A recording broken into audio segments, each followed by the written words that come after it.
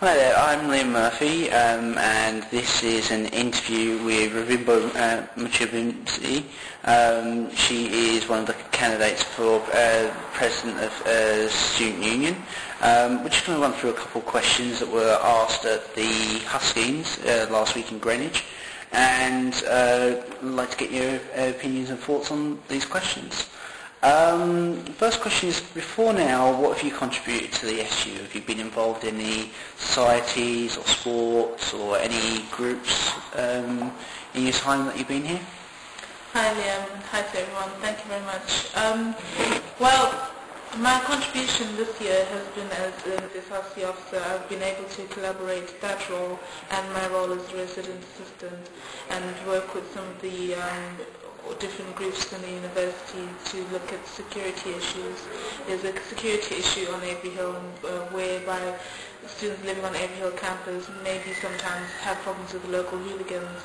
Now I've been in negotiations with different groups to set up a project for these young kids who are causing problems so that they can raise their aspirations and therefore make life on campus a bit safer for us as well. I've also been involved in the discussions about how we can go about organising a change machine for the Avery Hill campus, which is something that was requested at the AGM that we had recently. Now this is something that might take a bit of time, but it is something that I have been actively trying to talk with the relevant people about. Right, okay. What do you feel you can bring to the role that other candidates may not be able to in presidency? I don't know. I seem to find that I'm a person of the people. There isn't. I think there are very few people who can say that I don't listen, who can say that I don't have a can-do attitude. So, I always tend to think that if somebody approaches you and they need assistance, you need to have that can-do attitude, even if it's something very small that you end up doing for that person. As long as you've made some difference, then you've actually done the job, and that's what I'd like to do. I've also got a background of being in leadership roles. I ran a home, a residential home, in the absence of a manager for over a year. And having said that, that doesn't mean that I can't do any other job. I've wiped tables and that sort of thing. I've got a very wide range of work experience which I can bring to the fore. I can work at any level, really. Right, okay then. What do you plan to do to keep tuition fees down? Should the government remove the current cap? What are your plans with working in the university to achieve this? The key word is working with the university. The key phrase is working with the university. If you will actually remember, when the top-up fee first came into place, our university did not go right all the way to the full top-up fee that they could have done. So I think there is an attitude within the university itself not to make life too difficult for the students. They want to work with us.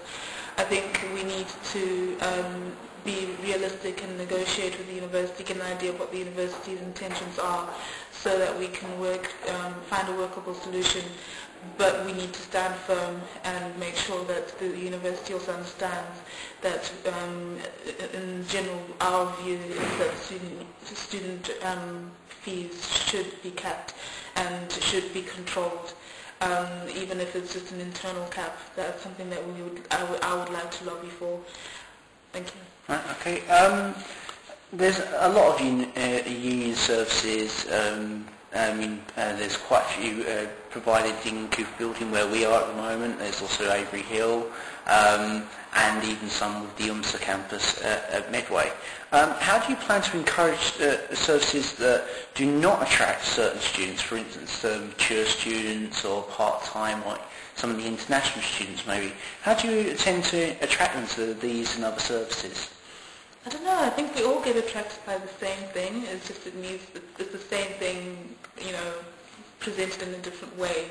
And I think it just needs to I think people are going by the old impressions of what they know about the student union.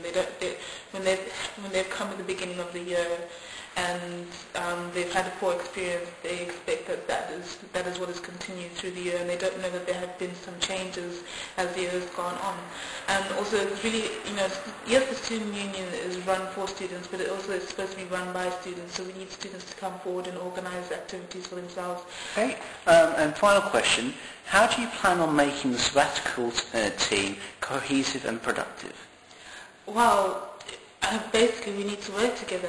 There's no other way to do it. We just need to work together.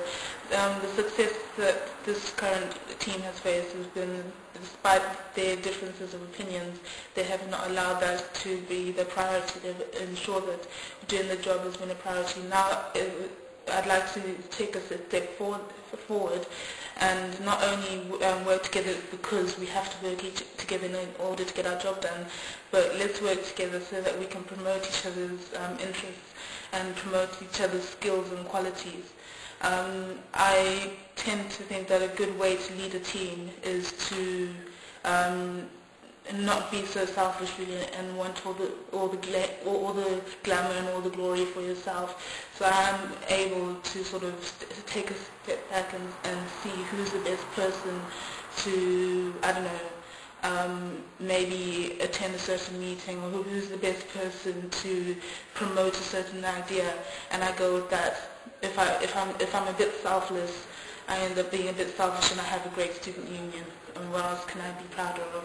Okay, one final question. I know it's only the first day of campaigning, but how do you think your campaigning has been going so far? Well, I have to be honest. I mean, I've had a slow start. I would call myself the underdog because I'm running as an independent against the current president, who's a very strong candidate. I can't say much about Ruvimbo because I don't know.